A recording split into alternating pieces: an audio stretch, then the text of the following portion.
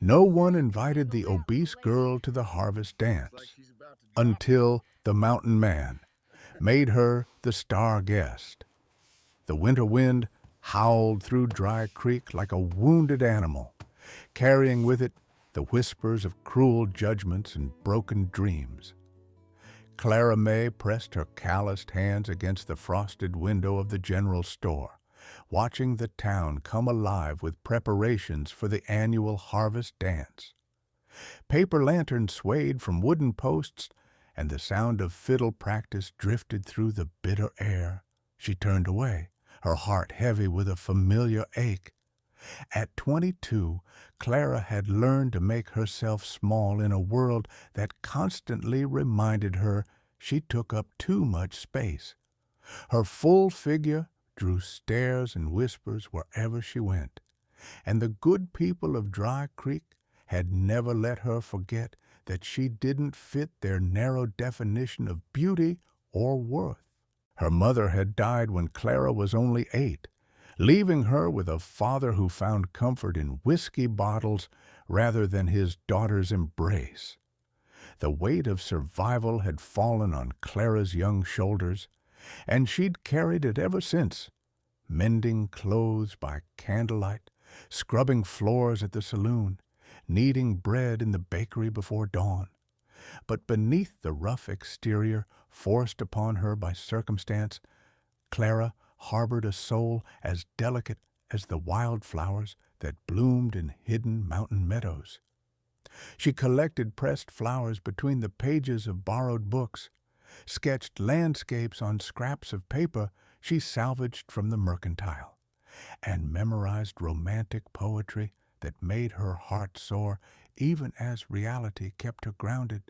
These secret passions were her lifeline, her proof that somewhere inside she was more than what others saw. The deepest wound came from a night 6 years ago when she was 16 and still foolish enough to hope. 3 young men from respectable families had approached her at the summer social, all smiles and polite words, inviting her to the autumn dance. Clara had spent weeks sewing a dress from fabric remnants, imagining for the first time that someone might see past her appearance. When she arrived that night, trembling with nervous excitement, she discovered the cruel truth. It had been a wager, a joke to see who could convince the fat girl to embarrass herself. The laughter that erupted when she walked through those doors still echoed in her nightmares. She hadn't attended a dance since. Meanwhile, high in the craggy reaches of Bear Ridge, a different kind of ghost walked among the pines. Elias Grant was 53 years old, though grief had aged him beyond his years. His hair hung long and gray beneath a worn leather hat, and his beard was shot through with silver. He moved through the wilderness with the silent grace of a man who'd spent decades tracking both animals and enemies, his eyes perpetually scanning the horizon for threats that mostly existed in memory now. The mountain had become his sanctuary and his prison. 10 years ago, Elias had been a different man, a cavalry scout with a young wife named Sarah and a daughter called Lily, who just turned 7. They'd settled in a trading post town called Silver Falls, hoping to build a life away from the violence that had marked Elias's military service. But violence had found them anyway, in the form of a drunken dispute that turned into a shootout in the town square. Sarah had been buying ribbons for Lily's hair. His daughter had been reaching for a peppermint stick when the bullets started flying. Elias reached them in time to hold them as they died, their blood soaking into the dusty street while bystanders watched in horror. Something fundamental broke inside him that day, something he believed could never be repaired. He left civilization behind, retreating to the mountains where the only sounds were wind, wildlife, and his own ragged breathing in the cold night air. Yet even in his self-imposed exile, Elias couldn't entirely abandon the instinct to protect.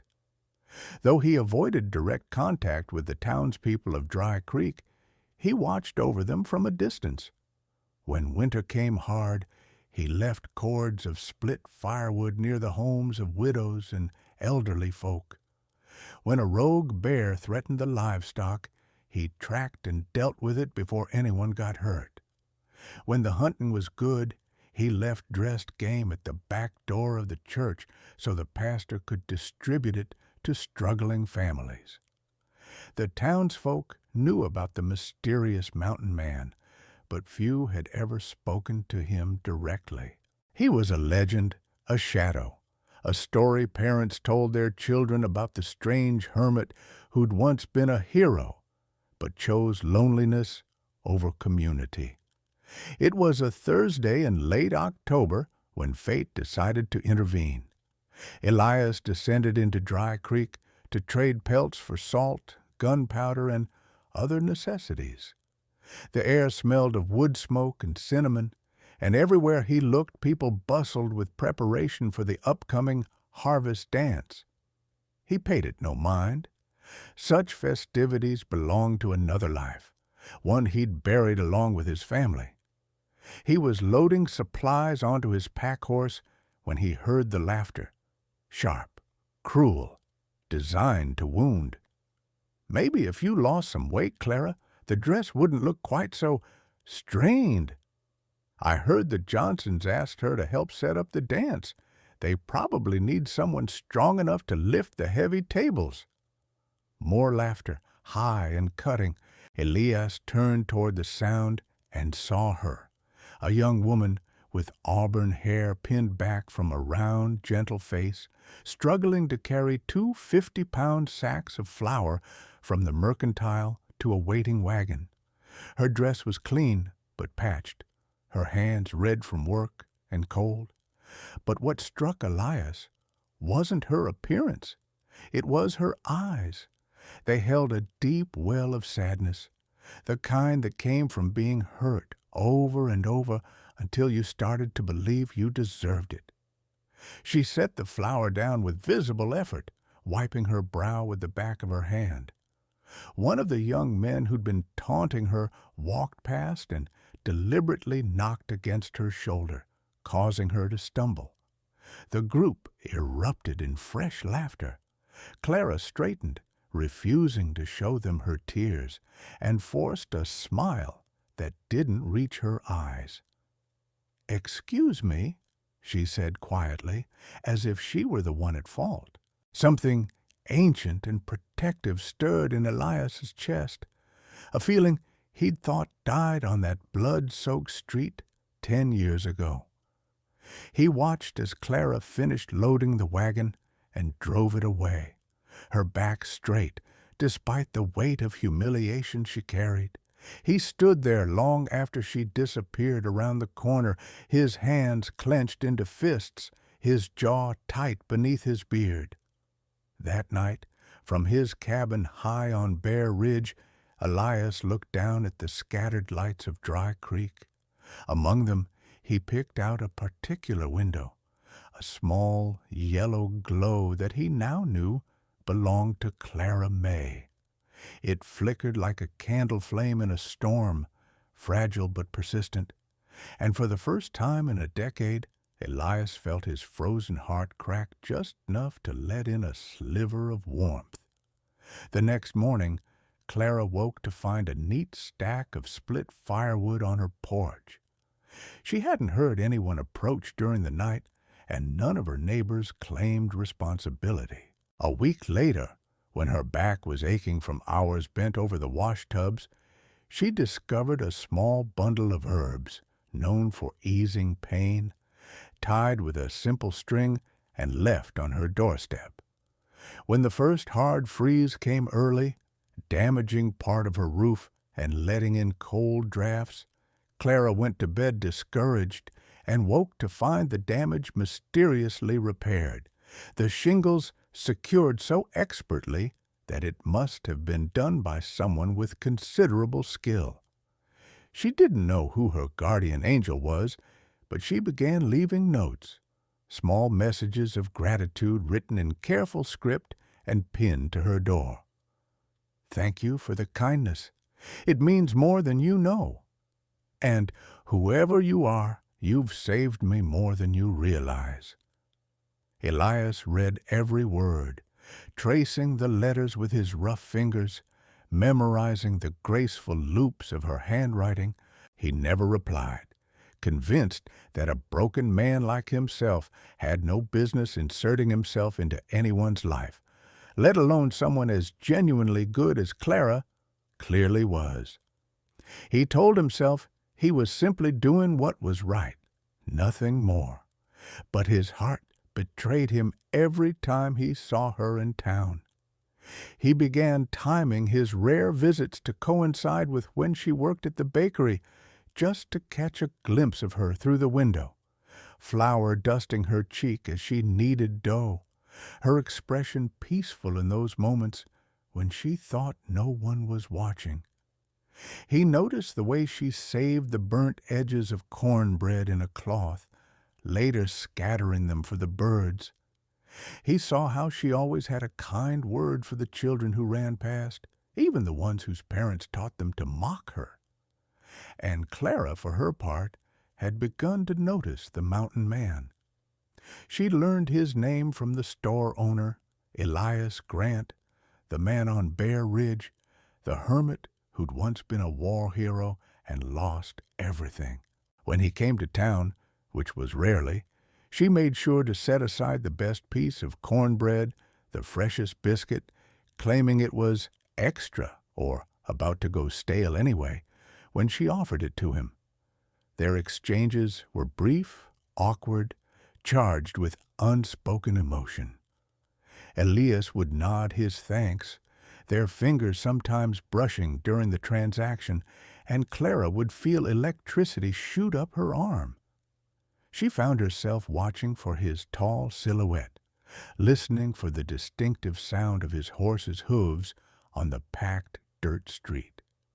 She thought about him more than she wanted to admit. His solemn face, his rare smiles that transformed his weathered features, the gentleness in his eyes that contrasted so sharply with his intimidating presence. She imagined conversations they might have, walks they might take, a life so far beyond her reality that it hurt to dream about it. But she was Clara Mae, the girl no one wanted, and he was Elias Grant, a man of mystery and tragedy. The gulf between fantasy and possibility seemed too wide to cross. Then came the week of the harvest dance. The entire town transformed itself for the occasion. Lanterns were strung between buildings, creating rivers of light through the streets. The community hall received fresh paint, and the women organized baking committees, filling the air with the scent of apple pies, pumpkin bread, and spiced cider. Young men practiced their dance steps in the street, and young women giggled over new ribbons and dress fabrics. Clara tried to make herself invisible during the preparations, but invisibility was impossible for someone the town had designated as its object of derision. She overheard the planning committees, heard her name come up more than once, always followed by laughter. "Should we invite Clara?"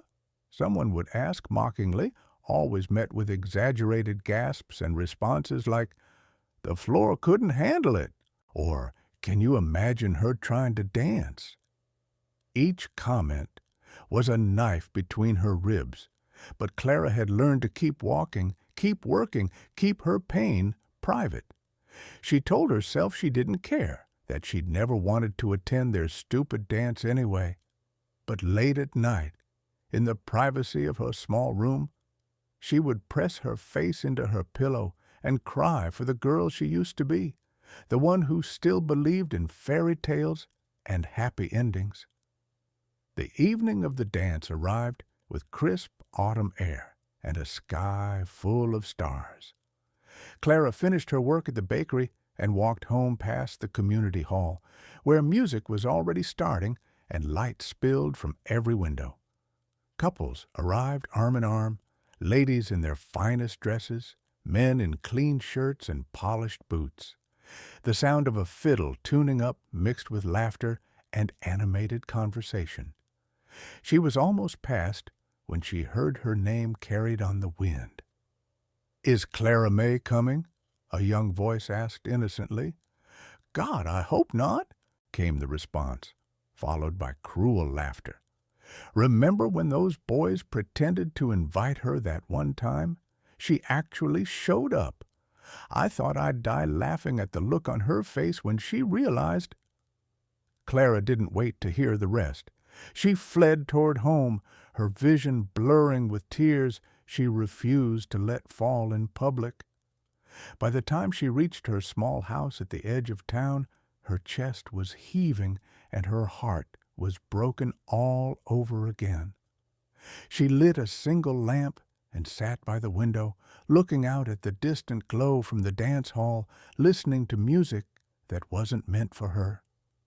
She didn't know that high on Bear Ridge, Elias was saddling his horse. He'd told himself he was going to town for supplies.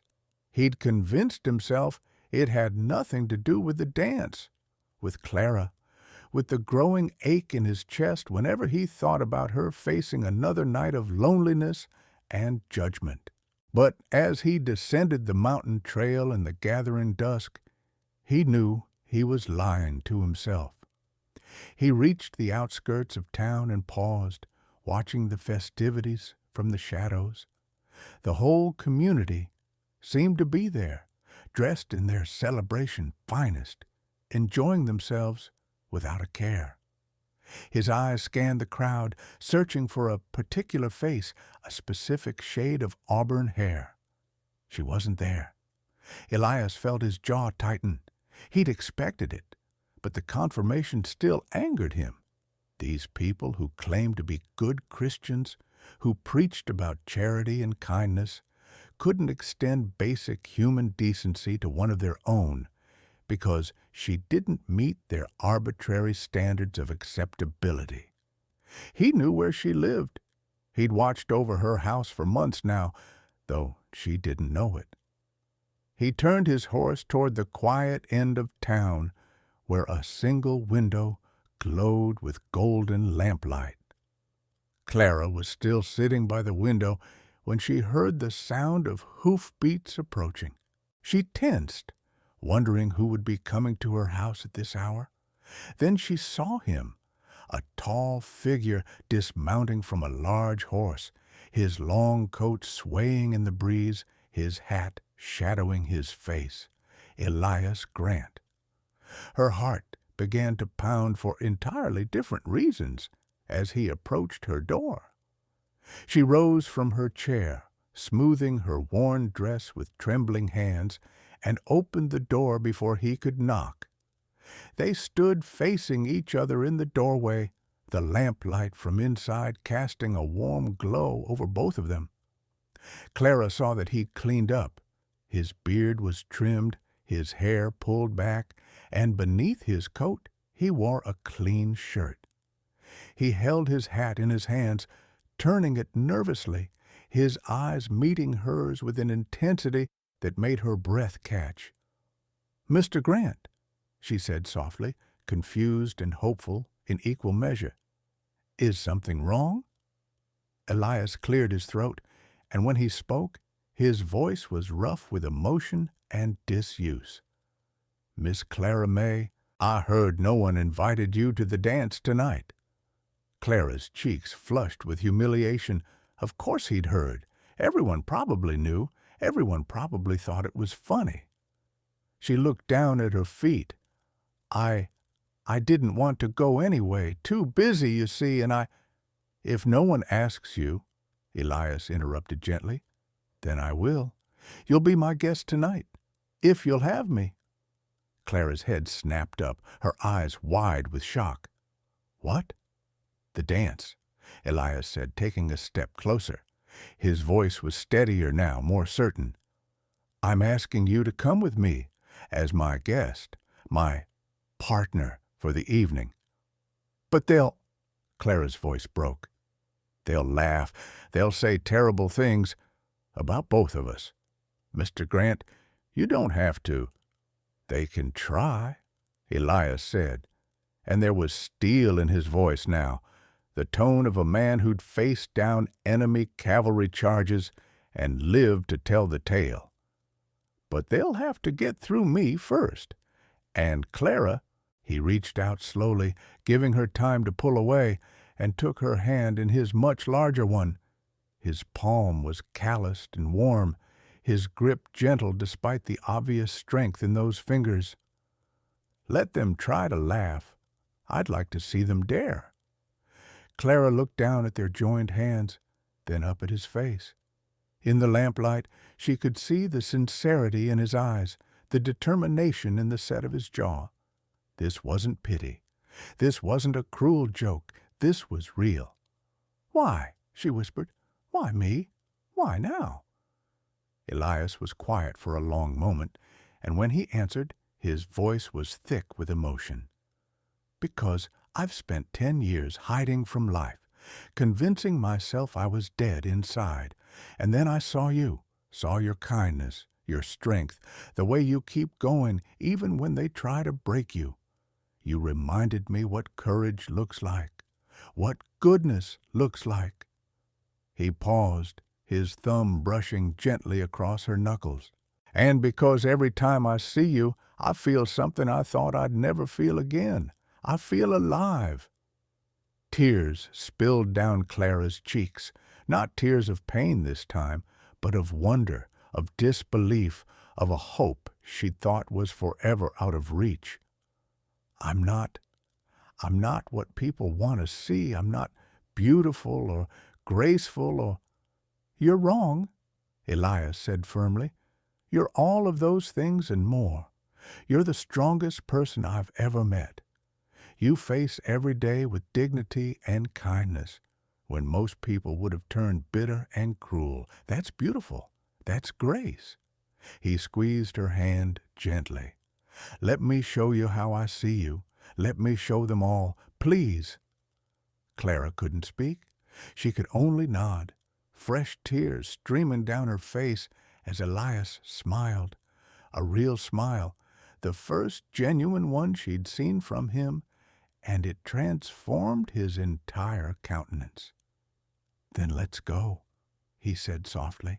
20 minutes later, after Clara had changed into her best dress, a deep blue calico that her mother had made years ago, carefully preserved, they set out for the community hall. Elias offered her his arm, and Clara took it, feeling the solid strength of him beside her, anchoring her courage. The music grew louder as they approached, and Clara's steps began to falter. "Maybe we should keep walking," Elias said gently. "I've got you. I won't let anything happen to you." They reached the entrance to the hall. Elias opened the door, and together they stepped inside. The effect was instantaneous and profound. The music stuttered to a halt as the fiddle player lost his rhythm, staring. Conversations died mid-sentence. Dancers froze in place.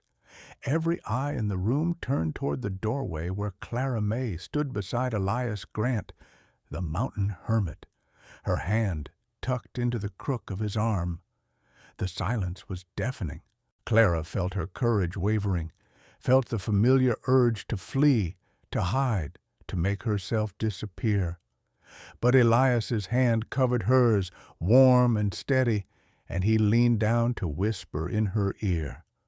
"Look at them looking at you, not with mockery, with shock, because you're magnificent, and they never took the time to see it."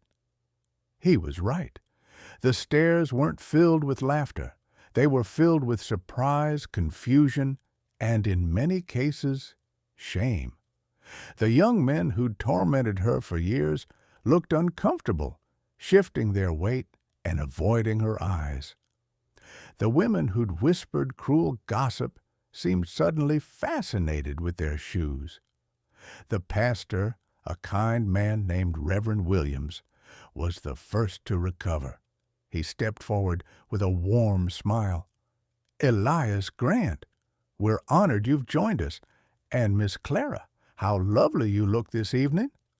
The spell broke. Conversation resumed, though more subdued now. The fiddle player started up again, launching into a lively reel. Couples returned to dancing, though many continued to cast surreptitious glances at the unlikely pair standing by the entrance. Elias led Clara further into the room, navigating through the crowd with quiet confidence. He found them seats at a table near the edge of the dance floor, helped Clara into her chair, and then fetched them both cups of spiced cider from the refreshment table. "Are you all right?" he asked, settling into the chair beside her. Clara nodded, still dazed. "I can't believe we're here. I can't believe you—" She stopped, overcome with emotion. "Believe it," Elias said simply. He raised his cup. "To new beginnings." Clara clinked her cup against his, her smile trembling but genuine. "To new beginnings." They sat together, watching the dancers, occasionally talking in low voices about inconsequential things: the weather, the harvest, the quality of the cider. But beneath the surface conversation ran a current of deeper connection, an understanding that something profound was happening between them.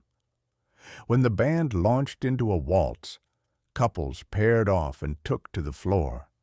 Elias stood and offered Clara his hand. "May I have this dance?" Clara's eyes went wide with panic. I've never really— What if I step on your feet?"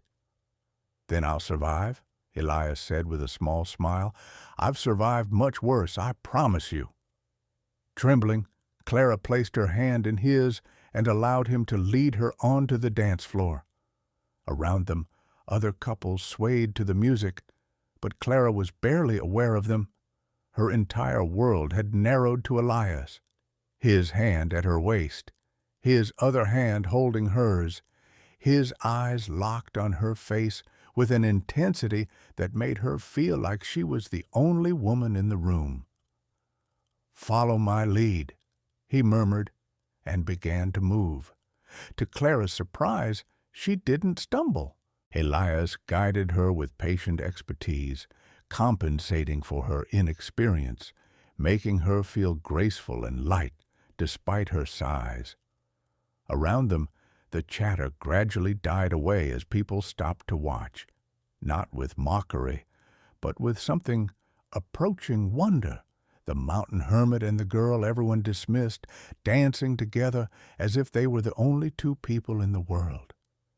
Clara felt tears prick her eyes again, but this time they were tears of pure joy. "Thank you," she whispered. "Thank you for this." Elias pulled her slightly closer, his voice rough with emotion.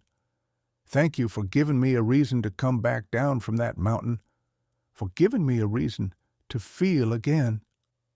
The waltz ended too soon. As the final notes faded, the room erupted in genuine applause, not mocking, but appreciative. Clara looked around in wonder, seeing smiles on faces that had only ever shown her contempt. It wasn't complete acceptance, perhaps, but it was a start. The evening continued with more music, more dancing, and more conversation. Several people approached their table to exchange pleasantries, including some who'd never spoken kindly to Clara before. She could tell it was difficult for them, this recalibration of their perceptions, but they were trying. Elias never left her side, his presence a constant shield against any potential cruelty, and gradually Clara began to relax, to smile more easily, to laugh at jokes and join in conversations. For the first time in her life, she felt like she belonged. It was nearly midnight When they finally decided to leave, the party was still in full swing, but both of them were ready for quieter company. Elias helped Clara with her shawl, and they stepped out into the cool night air. The moon was full, casting silver light over the town. They walked slowly toward Clara's house, neither wanting the evening to end. "I can't believe tonight actually happened," Clara said softly. "It feels like a dream." "If it's a dream," Elias replied, "then I hope I never wake up." They'd just passed the livery stable when a sound split the night, a deep, guttural growl that raised the hair on the back of Elias's neck. He froze, his hand going automatically to the knife at his belt. "Get behind me," he said urgently, pushing Clara back toward the stable wall. From the shadows near the horse paddock emerged a massive black bear, its eyes glinting in the moonlight. The animal was thin, desperate. Early snows in the high country had driven it down to scavenge, and it was hungry enough to be dangerous. The bear rose on its hind legs, standing nearly 8 feet tall, and roared, a sound that echoed off the buildings and brought people running from the community hall. Elias positioned himself between Clara and the bear, his knife drawn, his body tense. "When I move, you run for the hall. You hear me? Run and don't look back." "No," Clara said, her voice shaking but firm. "I won't leave you." There was no time to argue. The bear dropped to all fours and charged. Elias met the attack head-on, his knife flashing in the moonlight as he aimed for the animal's vulnerable spots. But the bear was massive and driven by starvation-fueled fury. Its claws raked across Elias's shoulder, tearing through his coat and shirt, drawing blood. Elias grunted in pain, but didn't retreat. He managed to wound the bear, but it wasn't enough to stop the animal. It prepared for another attack, its jaws open wide. A gunshot cracked through the night. The bear stumbled, then collapsed, blood spreading across its dark fur. Behind it, Clara stood holding Elias's own rifle, which she'd grabbed from his saddle scabbard. Her hands were shaking violently, her face pale, but her eyes were determined. She'd fired once, aiming for the bear's heart, and her shot had been true. Elias staggered, his left arm hanging useless, blood soaking his shirt. "Clara!" The rifle clattered from Clara's hands as she ran to him, catching him as his legs gave out. She lowered him carefully to the ground, her hands frantically assessing his wounds. Oh, God, you're hurt. You're bleeding. Someone get the doctor. Get Dr. Harrison." People were flooding from the hall now, surrounding them, but Clara only had eyes for Elias. Blood was spreading across his shirt at an alarming rate, and his face was growing pale. "Don't you dare," Clara sobbed, pressing her hands against the wound to try to slow the bleeding. "Don't you dare leave me, Elias Grant. Not now, not after tonight, not after you made me feel like I mattered." Elias looked up at her, his eyes unfocused, but trying to stay locked on her face. He raised his good hand to touch her cheek, his fingers leaving a smear of blood. "You've always mattered," he whispered. "I lived all these years so I could find you. Don't you see?" "No," Clara wept. "No, you're going to be fine. The doctor's coming. You're going to be fine, and we're going to... "I love you," Elias said, his voice growing weaker. "Should have said it sooner. I love you, Clara Mae."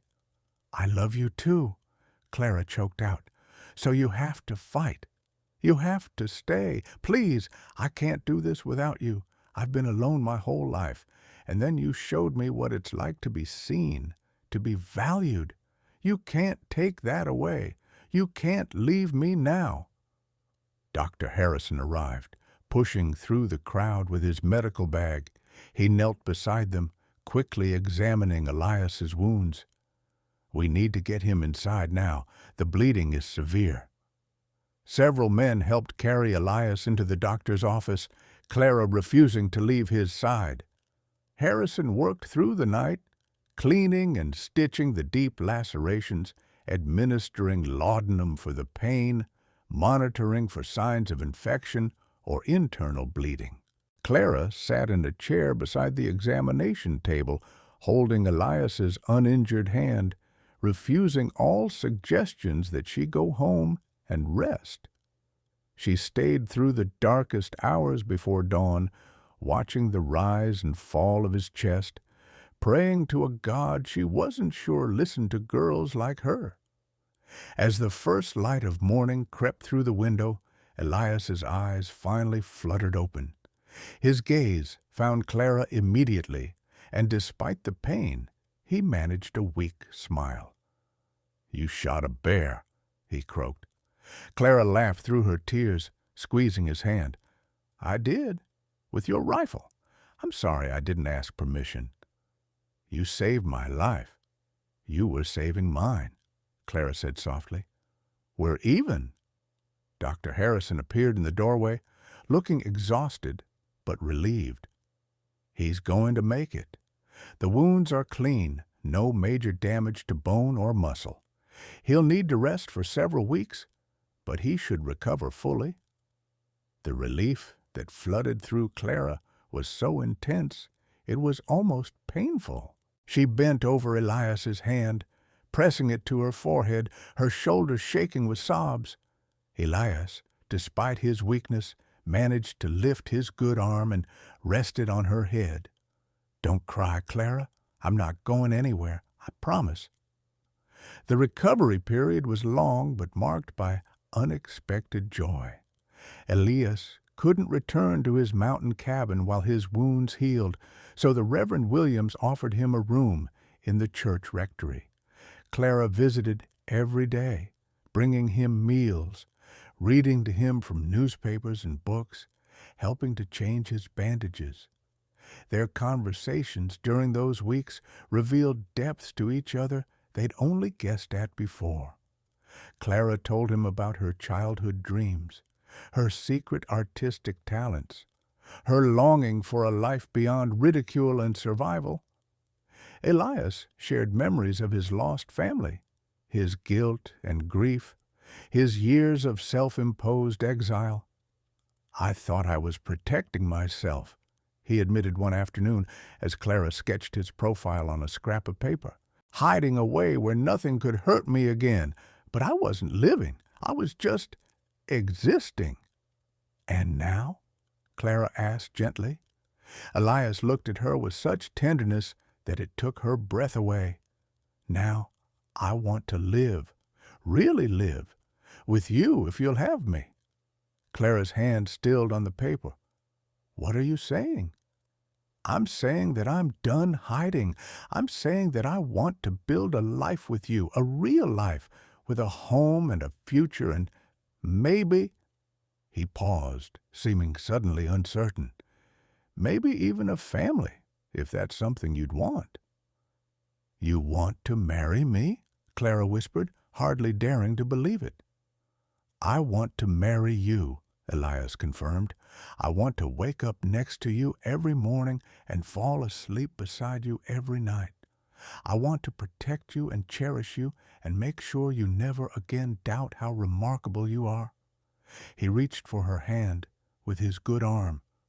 "Clara Mae, will you be my wife?" Through tears of joy, Clara nodded. "Yes, yes, 1,000 times yes." The wedding took place 2 months later, on a crisp December morning. It was a simple affair. Clara wore her mother's preserved wedding dress, altered to fit her with help from the church ladies who'd once gossiped about her. Elias wore his cleanest shirt and a borrowed vest, his wounds now healed to pink scars.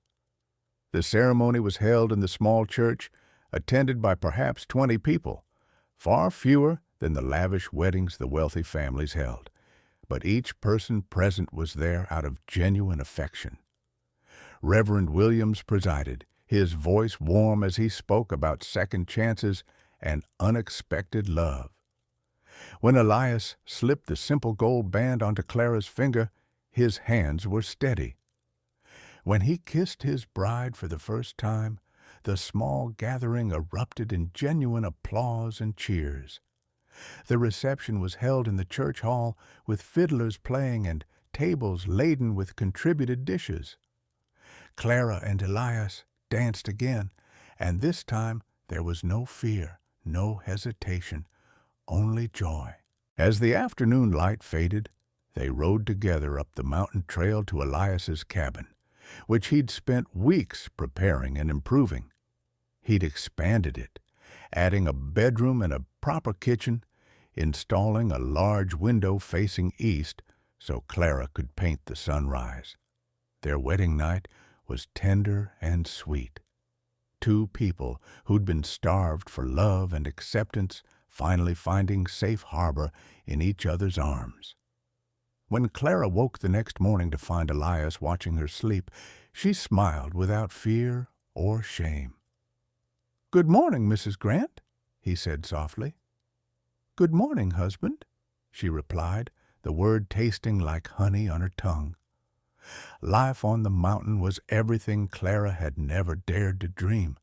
They worked side by side, tending a garden in the clearing, hunting and fishing, making trips to town for supplies.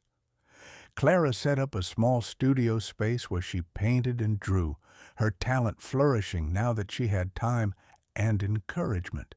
Elias built furniture and trapped animals, but he also began taking on jobs in town, helping with building projects, teaching young men wilderness skills, slowly reintegrating into the community he'd abandoned. The townspeople's attitudes shifted too. Seeing Clara and Elias's obvious devotion to each other, their quiet happiness, forced many to reconsider their prejudices. It didn't happen overnight, and not everyone changed their minds, but gradually Clara found herself greeted with genuine warmth when she came to town, invited to quilting circles, asked for her opinion. The greatest gift came a year and 2 months after their wedding. Clara went into labor on a spring morning when the mountain was covered in wild flowers. Elias, who'd faced down enemies and wild animals without flinching, was terrified. But the midwife from town arrived in time, and after hours of hard labor, Clara delivered a healthy baby girl. She was perfect, round-cheeked and robust, with auburn curls already visible on her tiny head and her mother's gentle eyes. Elias held his daughter with shaking hands, tears streaming down his weathered face. "She's beautiful," he whispered. "She's perfect." "What should we name her?" Clara asked, exhausted but radiant. Elias looked at his wife, then at the baby in his arms, then out the window at the sunrise painting the mountains gold. "Hope," he said quietly. "Her name is Hope." Clara smiled, understanding. This child represented everything they'd both lost and found again, proof that broken people could heal, that lonely souls could find each other, that endings could become beginnings. "Hope Sarah Grant," Clara said, honoring the memory of Elias's first daughter while looking toward their shared future. As Elias sat beside the bed, cradling his newborn daughter while his wife rested, he marveled at the strange journey that had brought him to this moment. 10 years ago, he'd been convinced his life was over, his capacity for love destroyed. He'd retreated to the mountain to die slowly, cut off from everything that made existence worthwhile. Then he'd seen a young woman being mocked for her appearance, and something dormant had awakened. He'd watched her kindness, her strength, her refusal to become bitter despite constant cruelty, and slowly, painfully, his heart had remembered how to beat. "I thought I came down that mountain to save you," he said softly to Clara, who stirred and opened her eyes. "But it was you who saved me." Clara reached out and touched his face, her expression infinitely tender. "We saved each other." Outside, the morning sun climbed higher, chasing shadows from the mountainside and filling the cabin with golden light. In the distance, an eagle called, its cry echoing across the valleys. And inside the small wooden home, 3 hearts beat together, a family forged not from perfection, but from the courage to be seen, to be vulnerable, to believe that love could bloom even in the most unlikely places. Clara Mae, once the girl no one invited, had become the woman who needed no invitation to claim her place in the world. And Elias Grant, once the mountain man who'd hidden from life, had rediscovered that living, truly living, meant opening yourself to both pain and joy, and trusting that the joy would be worth the risk.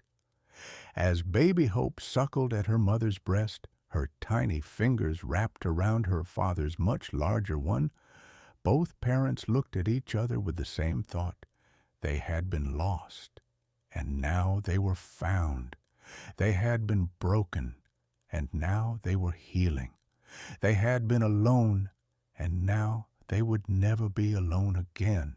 The harvest dance that had changed everything was now just a memory, but it was a memory that would be told and retold. The night the hermit came down from the mountain and claimed the girl everyone dismissed, showing the whole town what true worth looked like.